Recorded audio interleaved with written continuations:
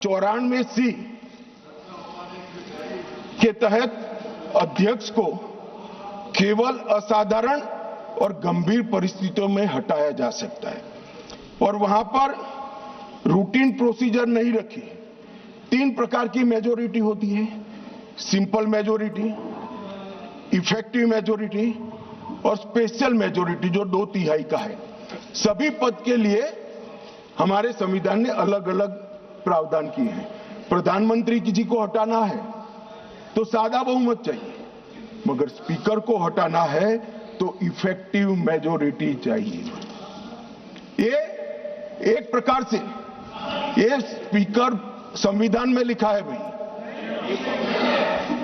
पढ़ लीजिए मान्यवर।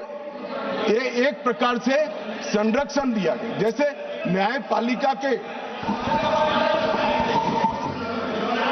आप बैठ जाइए दादा, बैठ जाइए मान्यवर। ये पद की गरिमा और निष्पक्षता बनाए रखने के लिए एक कार्यकाल तक की इनको एक प्रकार से सुरक्षा देने का काम हुआ है। मान्यवर, मैं अविश्वास प्रस्ताव के जो रखा गया है उस पर भी बात करना चाहता हूं। अनुच्छेद 94C के तहत और लोकसभा के चलने के नियम 200 के अनुसार संकल्प का नोटिस माननीय सदस्य श्री वेणुगोपाल जी और 119 सदस्यों ने दिया। अब शायद वो आधे अधूरे मन से ही लाए होंगे प्रस्ताव। पूरे देश को, दुनिया को मालूम है कि यीशु का 2026वां वर्ष चल रहा है। उन्होंने अंदर तिथि में 2025 लिखी है।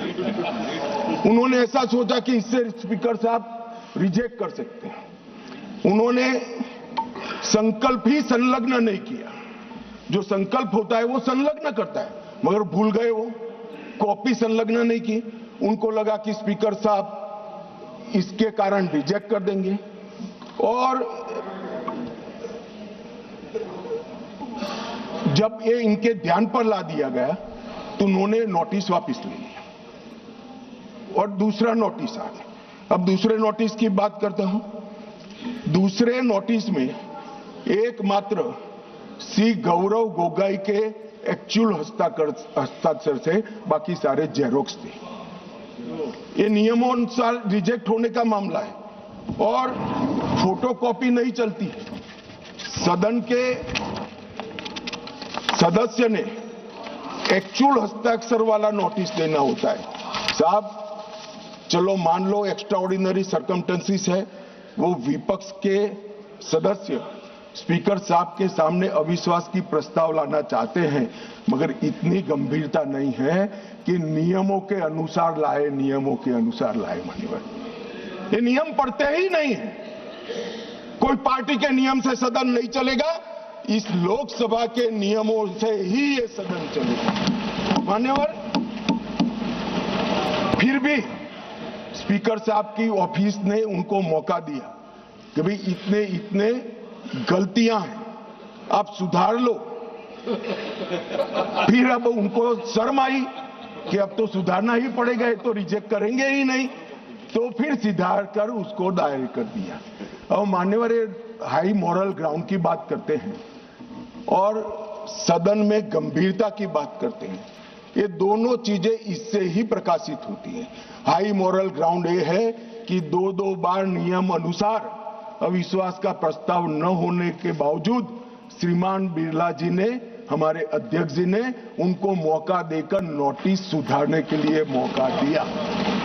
और गंभीरता की बात है, 4 दशक के बाद जिस नियम का उपयोग करके प्रस्ताव आया, वो प्रस्ताव नियम अनुसार ही नहीं है।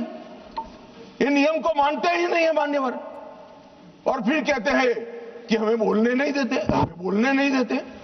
मान्यवर, क्या कुछ सदस्यों ने कहा कि माइक के कारण आया है, माइक बंद हो रहा है। अभी गिरिराज जी भी खड़े होकर बोल रहे थे पप्पू जी के खिलाफ, तो माइक बंद कर दिया। गिरिराज जी का भी बंद होता है मंत्री होने के बावजूद। ऐसा नहीं है भाई, ये सदन नियमों से चलता है और जो नियम अनुसार नहीं करेगा, डिसिप्लिन से नहीं करेगा, उसका माइक बंद ही हो जाएगा और उसका माइक बंद हो ही जाना चाहिए।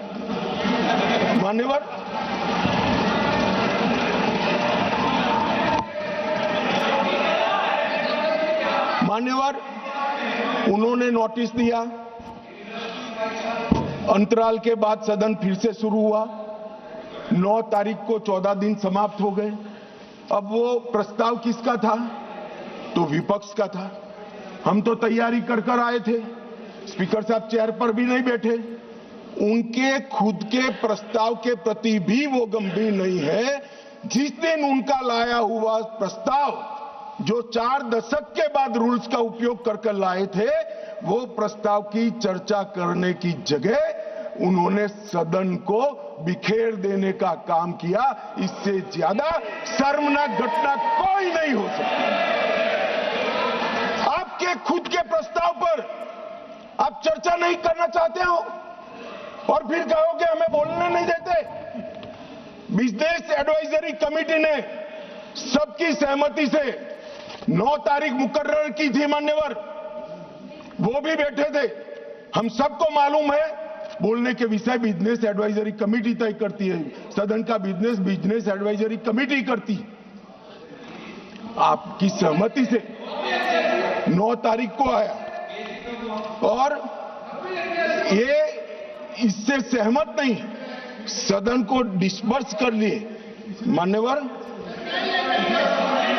और मैंने तो साहब ये कितनी गंभीरता है मैं बताता हूं। इन्होंने पूरे भाषण मैंने ध्यानपूर्वक पढ़े भी है, सुने भी है मान्यवर। 80% से ज्यादा भाषण स्पीकर के कंडक्ट पर नहीं है,